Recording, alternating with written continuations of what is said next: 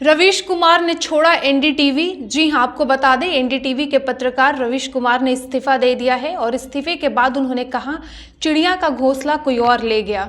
नमस्कार, प्रेस जागरण में आपका स्वागत है। मैं हूं स्वाति। एनडीटीवी ग्रुप की प्रेसिडेंट सुपर्णा सिंह की तरफ से वहां के कर्मचारियों को एक मेल भेजा गया है जिसमें लिखा था रवीश ने एनडीटीवी से इस्तीफा दे दिया है और कंपनी ने उनका इस्तीफा तुरंत प्रभाव से लागू करने की गुजारिश को स्वीकार भी कर लिया है। रवीश कुमार का इस्तीफा प्रणव रॉय और राधिका रॉय के आरआरपीआर होल्डिंग प्राइवेट लिमिटेड के डायरेक्टर के पद से इस्तीफा देने के ठीक एक दिन बाद आया है। ये कंपनी एनडीटीवी की प्रमोटर ग्रुप विकल है। अडानी ग्रुप की ओर से एनडीटीवी के टेक ओवर के बाद रवीश कुमार ने इस्तीफा दिया है। इस साल अगस्त में अडानी ग्रुप ने मीडिया कंपनी एनडीटीवी में अप्रत्यक्ष रूप से 29.18% हिस्सा खरीद लिया था और फिर बाकी की हिस्सेदारी खरीदने के लिए ओपन ऑफर का ऐलान भी किया था। अगस्त में अडानी ग्रुप के एनडीटीवी में हिस्सेदारी खरीदने के बाद इसके प्रमुख शेयरों की विदाई की अटकलें लगाई जा रही थी। वहीं एनडीटीवी से इस्तीफा देने के बाद वरिष्ठ पत्रकार रवीश कुमार ने एक वीडियो जारी किया है। वीडियो में उन्होंने कहा, भारत में पत्रकारिता का स्वर्ण युग कभी नहीं था, लेकिन आज के दौर की तरह का भस्म युग भी नहीं था जिसमें पत्रकारिता पेशे की हर अच्छी बात भस्म की जा रही हो। मीडिया की मौजूदा स्थिति की आलोचना करते हुए उन्होंने कहा, गोदी मीडिया और सरकार भी पत्रकारिता का अपना मतलब आपके ऊपर थोपना चाहती है। इस वक्त अपने संस्थान को लेकर कुछ खास नहीं कहूँगा क्योंकि भावुकता में आप तटस्थ नहीं रह सकते। एनडीटीवी में 26 से 27 साल गुजारे हैं। कई शानदार यादें हैं एनडीटीवी में जो अब किस्से सुनाने की काम आएंगी। मुझे सबसे कुछ न कुछ मिला है, मैं सबका आभारी हूँ। एक का जिक्र कर बाकी को छोड़ना न्याय नहीं होगा।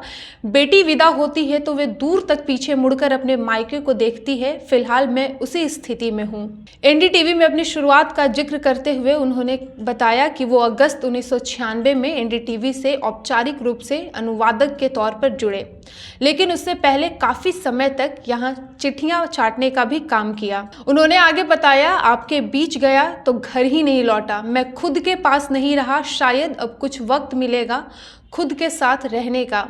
आज की शाम ऐसी शाम है जहां चिड़िया को अपना घोंसला नजर नहीं आ रहा। शायद कोई और उसका घोंसला ले गया, मगर उसके सामने एक खुला आसमान जरूर नजर आ रहा है। उन्होंने कहा, भले ही उन्होंने चिट्ठियां छाटी, लेकिन इसके लिए उनसे सहानुभूति न रखी जाए क्योंकि मैं उनकी तरह नहीं हूं जो बात करते हैं चाय बेचने की और उतरते हैं जहाज से अपने संघर्ष को महान बताने के लिए।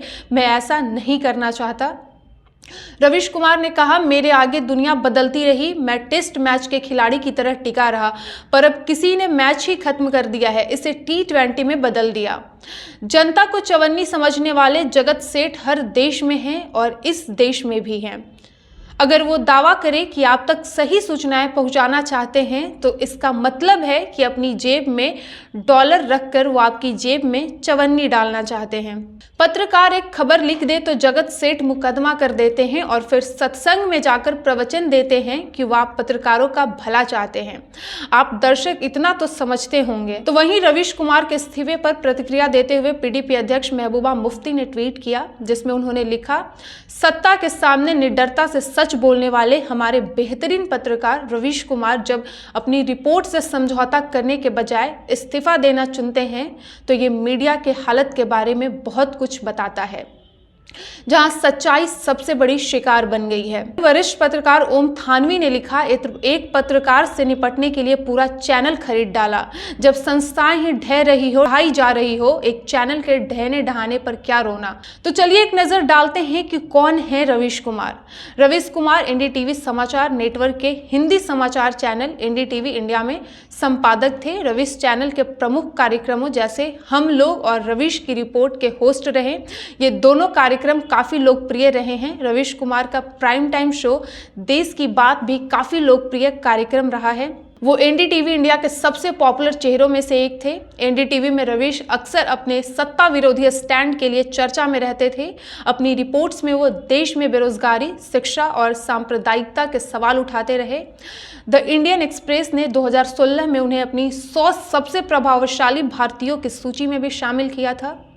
रवीश कुमार को साल 2019 में प्रतिष्ठित रेमन मैग्सेसे सम्मान दिया गया था। यह सम्मान एशिया में साहसिक और परिवर्तनकारी नेतृत्व के लिए दिया जाता है। अवार्ड देने वाले संस्थान ने कहा था, रवीश कुमार अपनी पत्रकारिता के जरिए उनकी आवाज को मुख्य धारा में ले आए, जिनकी हमेशा उपेक्षा की जाती है। रेमन मैग्सेसे संस्थान की ओर से कहा गया था कि अगर आप लोगों की आवाज बनते हैं तो आप पत्रकार हैं। ऐसे ही तमाम खबरों के लिए बने रहिए प्रेस जागरण के साथ। धन्यवाद।